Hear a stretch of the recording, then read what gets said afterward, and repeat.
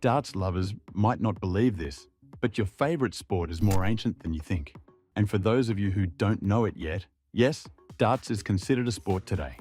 While the game of darts may have gained prominence in the Middle Ages in the pubs around England, over the years, it has become a sport that is growing at a blistering pace. Let me take you through the entire fascinating history of darts.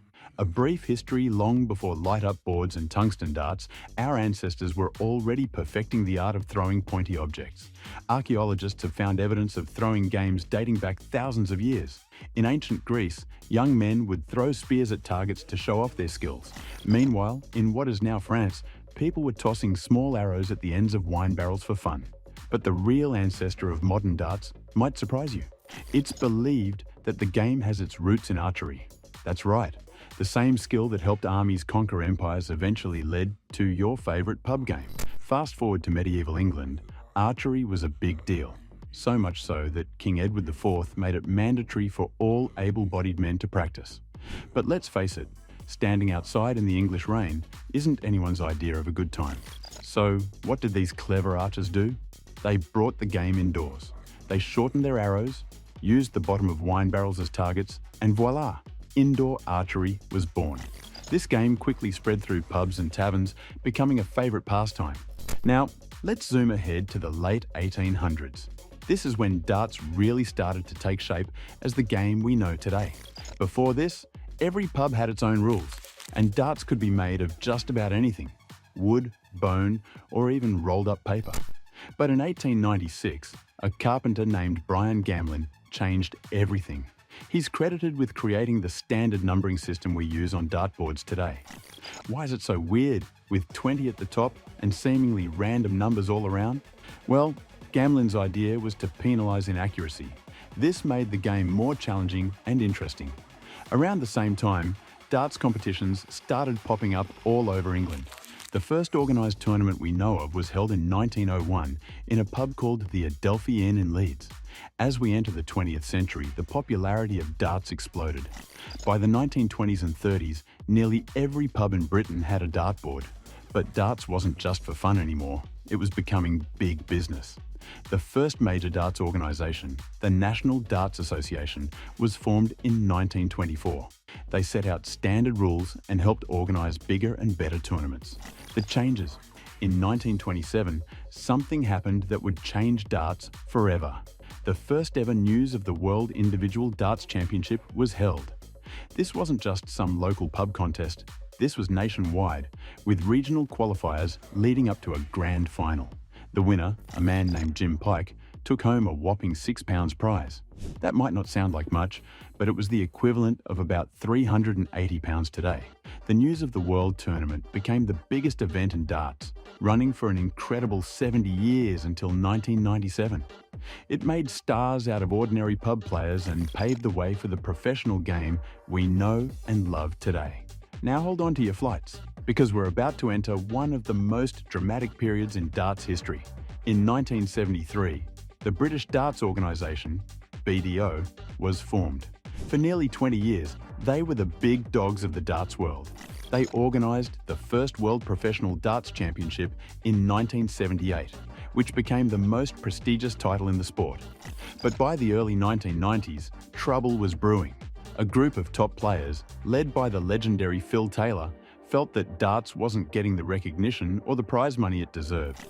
In 1992, they broke away from the BDO to form their own organisation, the World Darts Council, which later became the Professional Darts Corporation, PDC.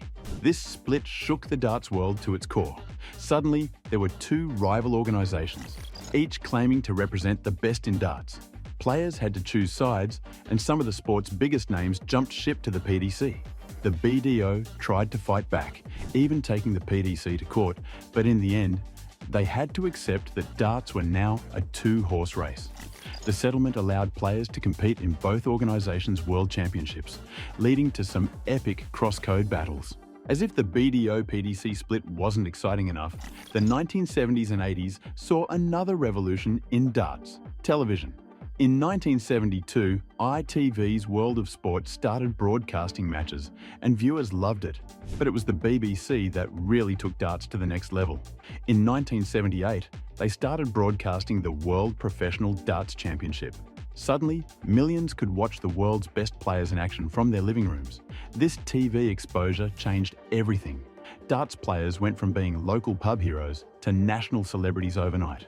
Characters like Jockey Wilson, Eric Bristow, and John Lowe became household names. Their larger-than-life personalities and nail-biting matches kept viewers glued to their screens. The TV boom also brought in big money.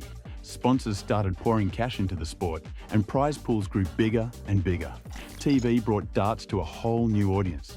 People who'd never set foot in a pub could now experience the thrill of a 180 or a last dart double to win the match. It turned darts from a pub game into a proper spectator sport. The big names in darts. But let's look at the players who propelled darts to popularity. Certain names shine brighter than a brand new set of lights. There's obviously the legend, Phil "The Power" Taylor. With 16 World Championships under his belt, Taylor isn't just the greatest darts player of all time. He's arguably one of the most dominant athletes in this sport ever. Taylor's career spanned an incredible 30 years from 1987 to 2018. During that time, he racked up 85 major titles and over 200 professional tournament wins.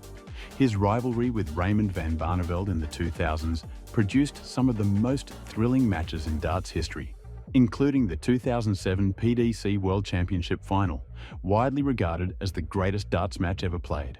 But let's rewind a bit. Before Taylor, there was Eric the Crafty Cockney Bristow.